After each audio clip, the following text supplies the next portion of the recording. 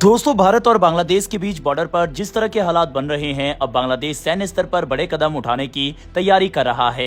एक तरफ तो बॉर्डर पर अतिरिक्त तैनाती और वो भी 60,000 से ज्यादा सैनिकों की तैनाती पूरे भारत बांग्लादेश बॉर्डर पर बांग्लादेश ने की है। भारत बांग्लादेश सीमा दुनिया की सबसे बड़ी सीमा में से एक मानी जाती है। बांग्लादेश का आरोप है कि भारत जबरदस्ती लोगों को बांग्लादेश में भेज रहा है और इसी को रोकने के लिए इतनी बड़ी तैनाती उसने की है। लेकिन बात यहीं खत्म नहीं होती। बांग्लादेश दक्षिण एशिया का अगला ड्रोन हब बनने की तैयारी कर रहा है और चौंकाने वाली बात यह है कि इसमें बांग्लादेश की मदद अमेरिका और तुर्की कर रहे हैं। दरअसल बांग्लादेश सेना एक नई ड्रोन रेजिमेंट बनाने की तैयारी कर रही है। आसान भाषा में कहें तो ये सेना की ऐसी विशेष यूनिट होगी जो आधुनिक ड्रोन संचालित करेगी। इन ड्रोन का इस्तेमाल सीमा पर निगरानी रखने, खुफिया जानकारी जुटाने, संदिग्ध गतिविधियों पर नजर रखने और सैन्य अभियानों में सहायता के लिए किया जा सकता है।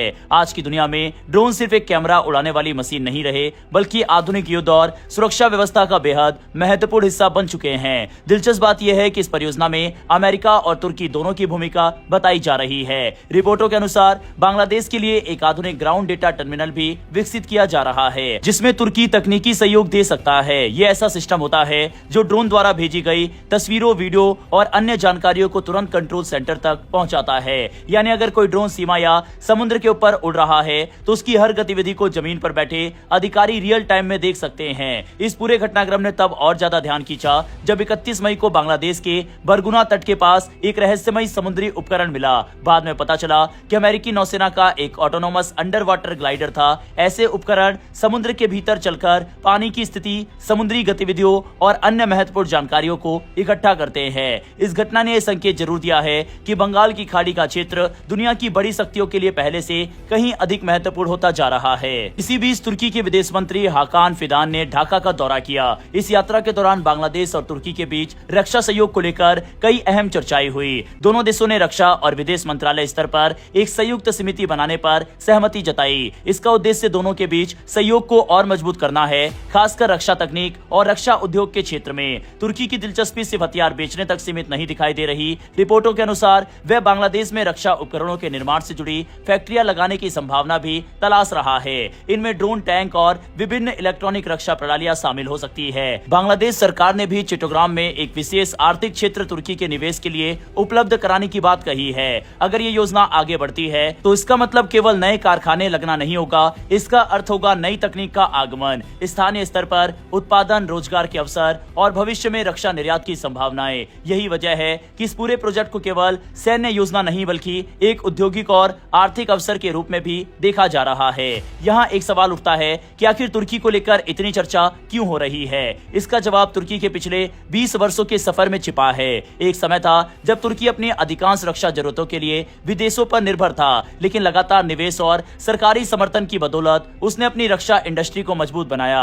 आज तुर्की दुनिया के सबसे तेजी से उभरते रक्षा निर्यातकों में गिना जाता है। विशेष रूप से तुर्की के ड्रोन पूरी दुनिया में चर्चा का विषय बने हुए हैं। यूक्रेन से लेकर अफ्रीका और एशिया के कई देशों तक तुर्की के ड्रोन का इस्तेमाल किया जा रहा है। इनकी लोकप्रियता का एक बड़ा कारण यह है कि ये कई पश्चिमी विकल्पों की तुलना में कम लागत वाले और अपेक्षाकृत जल्दी उपलब्ध होते हैं। रॉयटर्स की एक रिपोर्ट के अनुसार तुर्की का रक्षा निर्यात 2021 की तुलना में 3 गुना से अधिक बढ़कर लगभग 10 अरब डॉलर तक पहुंच चुका है।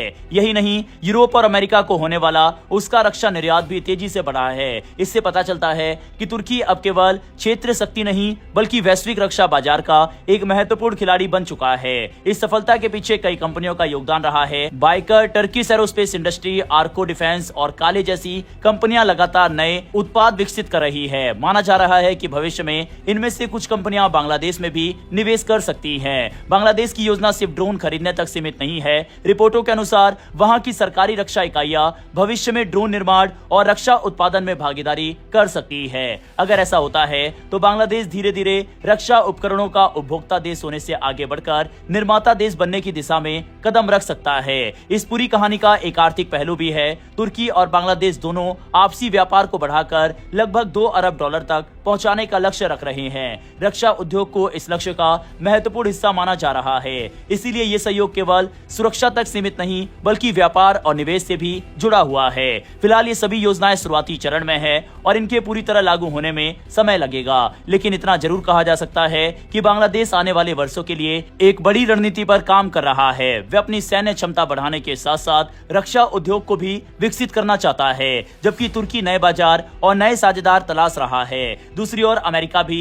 इस क्षेत्र में अपनी रणनीतिक मौजूदगी बनाए रखना चाहता है। यही कारण है कि बांग्लादेश, तुर्की और अमेरिका के बीच बढ़ता सहयोग केवल 3 देशों की कहानी नहीं है, इसके प्रभाव पूरे दक्षिण एशिया और बंगाल की खाड़ी क्षेत्र में महसूस किए जा सकते हैं। आने वाले वर्षों में यह देखना दिलचस्प होगा कि ये योजनाएं कितनी सफल होती है और क्या बांग्लादेश वास्तव में ड्रोन और रक्षा उत्पादन का एक नया केंद्र बन पाता है या फिर नहीं। बहरहाल इस वीडियो में इतना ही, फिर मिलेंगे ऐसी एक नई वीडियो के साथ। धन्यवाद। जय हिंद, जय भारत।